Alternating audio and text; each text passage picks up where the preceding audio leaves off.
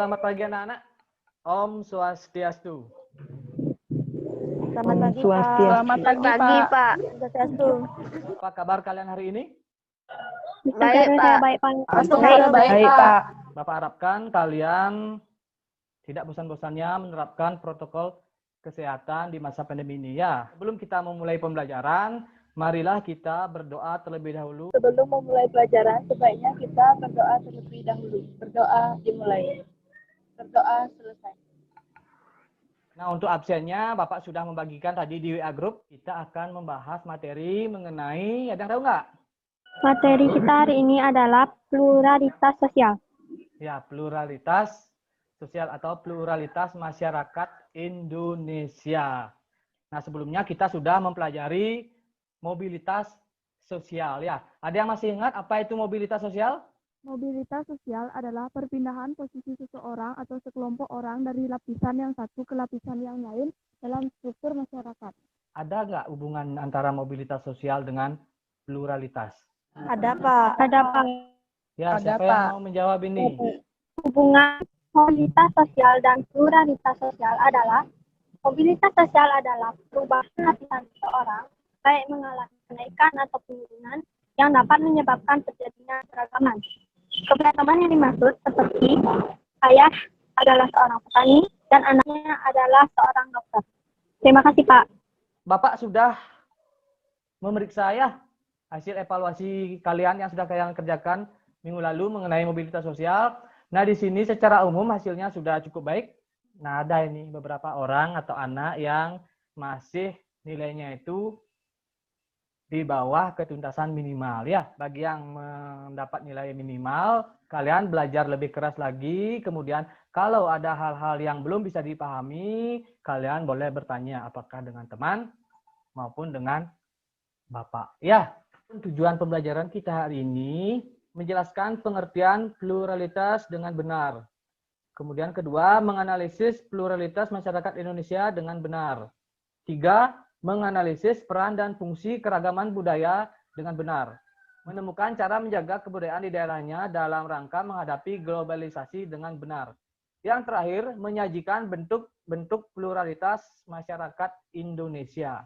Pembelajaran yang akan Bapak lakukan, yang pertama itu Bapak akan memberikan kalian contoh video keberagaman. Kemudian yang kedua, Bapak akan menjelaskan materi pluralitas. Kemudian yang ketiga, Bapak akan memberikan kalian diskusi. Nah, setelah diskusi, Bapak akan memberikan evaluasi. Mari kita simak bersama-sama. Inilah Indonesia, rumah bagi 1.300 suku dan etnis yang menuturkan lebih dari 700 ragam bahasa. Semuanya terbingkai dalam keragaman budaya. Puja bangsa. Pulau Sumatera, pulau paling barat di Indonesia, memegang teguh budaya nenek moyang bangsa Melayu. Pulau Kalimantan menjadi tempat bernaung suku Dayak, suku terbesar di Kalimantan.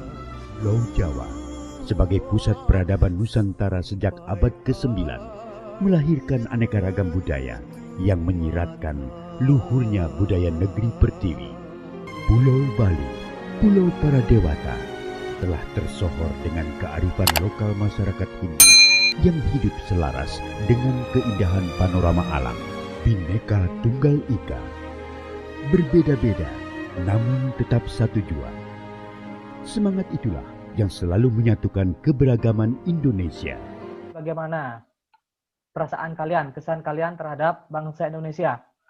Setelah saya menyimak video tadi, saya merasa bangga dan senang karena Indonesia memiliki banyak keragaman, meliputi keragaman budaya, keragaman suku bangsa, pekerjaan, dan agama. Apa itu pengertian pluralitas? Saya, Pak. Ya, Cahaya.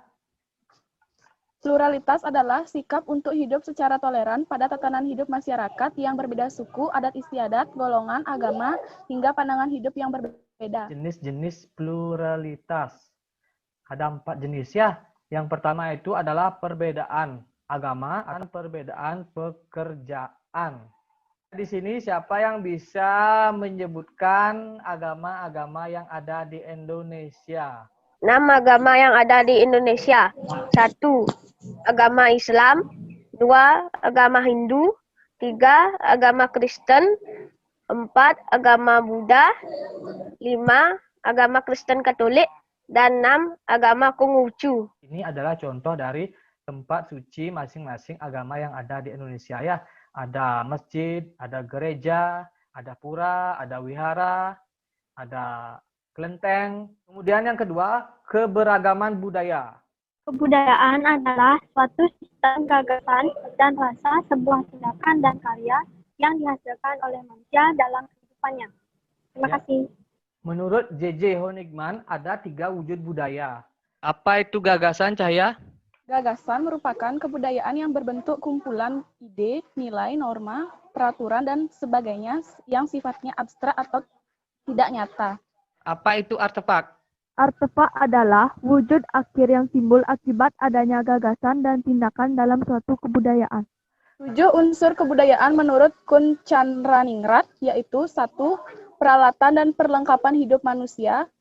Yang kedua, mata pencaharian dan sistem ekonomi. 7. sistem pengetahuan. Bangsa Indonesia memiliki lebih dari 300 kelompok etnik atau suku bangsa. Nah, di sini suku bangsa yang mayoritas di Indonesia itu adalah suku Jawa. Keempat, ada perbedaan pekerjaan. Pekerjaan di sini dapat dibagi menjadi 2 ya, formal dan non-formal. Pekerjaan formal adalah berbagai pekerjaan yang dijalankan oleh pelaku usaha resmi, baik pemerintah maupun swasta. Ada peran dan fungsi keragaman budaya. Yang pertama itu adalah sebagai daya tarik bangsa asing, mendorong inovasi. Selanjutnya, upaya untuk mempertahankan budaya Indonesia dalam era globalisasi. Yang pertama itu pengenalan budaya sejak dini. Yang kedua, memperkuat jati diri budaya bangsa. Keempat, mengirim misi kebudayaan ke luar negeri. Bagaimana? Sudah semua paham? Sudah, Pak. Terima Sudah, kasih. Pak. Ya, Bapak akan membagikan diskusi kalian pada LKPD di Google Classroom.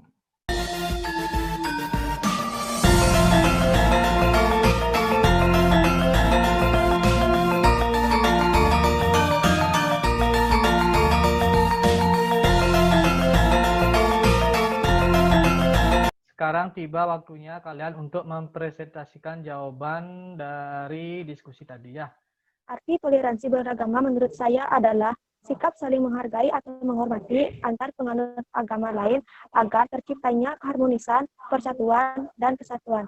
Sebutkan 5 agama yang ada di Indonesia. Jawabannya Islam, Kristen, Hindu, Buddha, dan Konghucu. Bapak akan memberikan kalian evaluasi ya. Sekarang mari kita bersama-sama untuk menyimpulkan materi pembelajaran kita hari ini. Kesimpulan materi hari ini adalah Indonesia memiliki banyak keberagaman, dari keberagaman agama, budaya, suku bangsa, pekerjaan, ras, dan lain-lain, yang akan memperkuat rasa persatuan dan kesatuan di antara kita. Terima kasih. Kira-kira materi tadi bermanfaat atau tidak bagi kalian? Sangat bermanfaat, Pak. Dari materi yang Bapak berikan tadi, saya dapat menambah wawasan saya tentang keberagaman budaya yang ada di Indonesia. Anak-anak, karena waktu pembelajaran hari ini sudah habis, besar harapan Bapak kepada kalian, setelah kalian mempelajari materi pluralitas masyarakat Indonesia, kalian nanti bisa menerapkan perilaku hidup bertoleransi antar sesama dan menjadikan keragaman tersebut sebagai anugerah terindah dari Tuhan yang Maha Esa ya. Nah, untuk pertemuan minggu depan, pelajari materi konflik sosial. Nah, Bapak tutup pembelajaran hari ini dengan doa. Berdoa dimulai. Selesai ya. Om Santi Santi Santi Om. Terima kasih anak-anak, sampai jumpa.